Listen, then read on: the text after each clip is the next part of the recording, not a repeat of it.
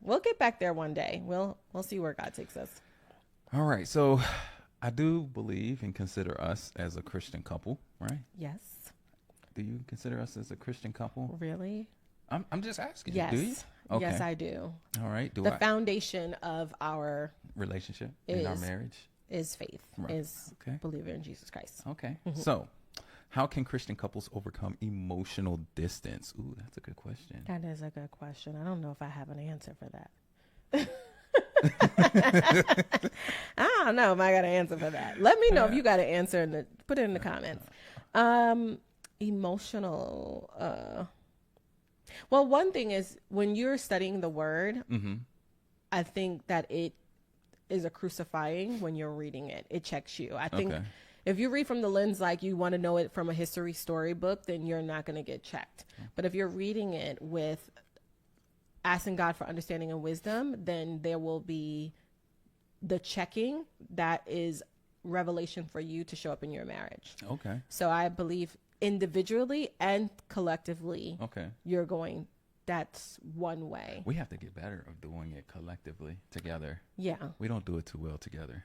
No. And I think that one reason probably why we don't do it very well together is I think it's kind of like so intimate, and maybe we just haven't found our synergy of what that looks like. See, he's an extremist and I'm not an extremist, right? I'll be like, wake up at 3:30 so we can read the word together and pray. Yeah. And I'm like, Lord, you designed me a special way. Yes, he's the head, but I need every extra Z so that I can take care of the children that you gave me. Oh, you know what?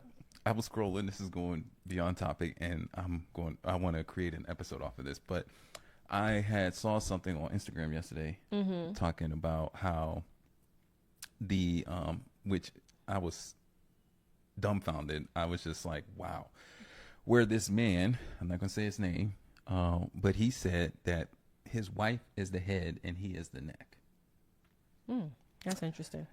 Yeah. So was that, it was somebody biblical, like somebody? No, he wasn't biblical. I think he's like a Muslim or something. I don't know. I don't know his faith, but I was just like, what?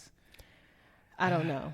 I just know when you read the word of God, we don't have to put anything extra. I think a lot of people on social media is saying a lot for shock value to get you to go and Lord. It's like now a marketing tactic. No, so it's the most shocking thing. It's like ridiculous. Like, what? Yeah. He said that his wife is the head and he is the neck. Okay. Well, and that she leads the household, but he brings in the money. He takes care of her, things of that nature. I'm not going to go into detail, but I'm definitely going to dive into that because and maybe make an episode about that. Yeah, definitely going to make an episode about that because I was just like, what? Yeah.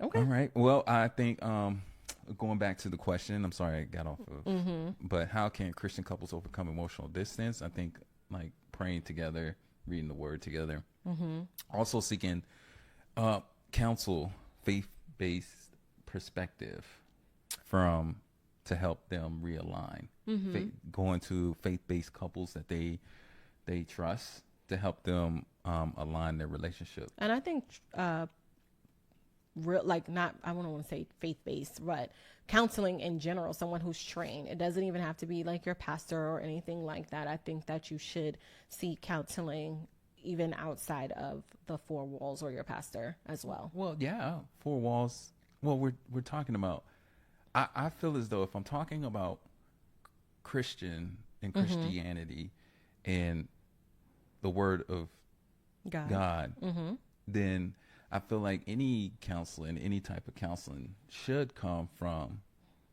a counselor that has the same values as you. 100%. Yeah. I'm like just the saying foundation of God is there. Absolutely. I 100% agree. I don't want to go to an atheist and be like, here, help me, counsel me through my... I'm not saying it like that. I'm just saying, yes, it may not be your pastor.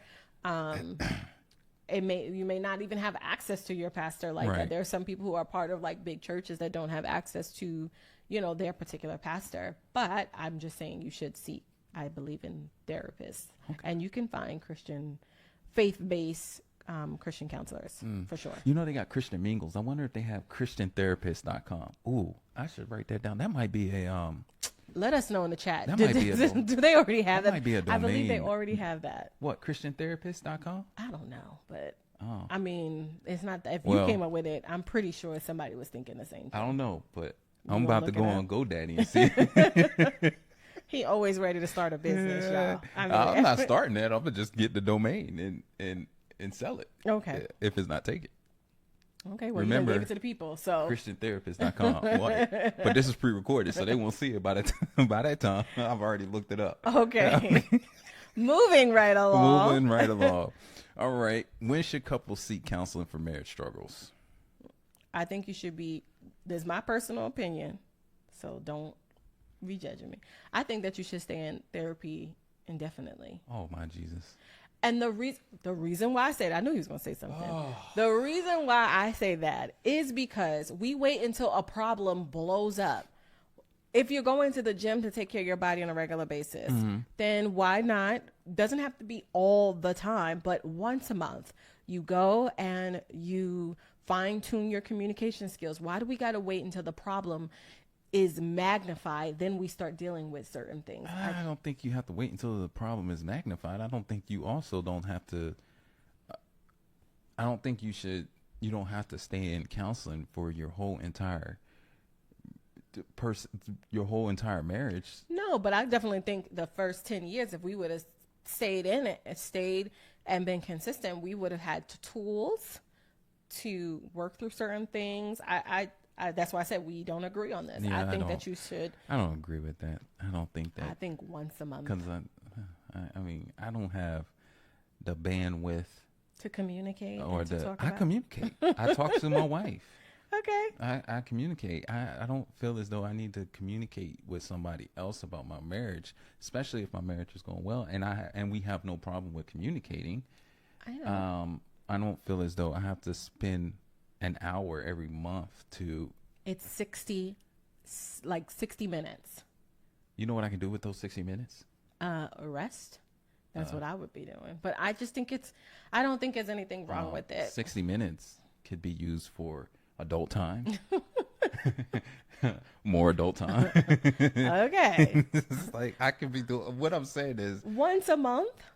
Maybe once a quarter.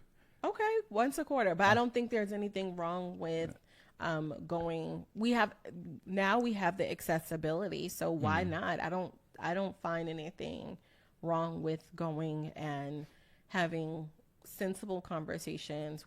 But you can have sensible conversation without putting a title on. I'm going to counseling. Okay, so then don't say it. We're just going to meet with some friends, and they're going to be talking to us. Yeah. Okay. Well, when you're talking to friends, I'm talking about the therapist who is the friend. No, what?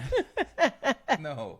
When you're talking to other married couples, obviously, hopefully, you're having sound conversations where you're talking about communication and things of struggles about marriage.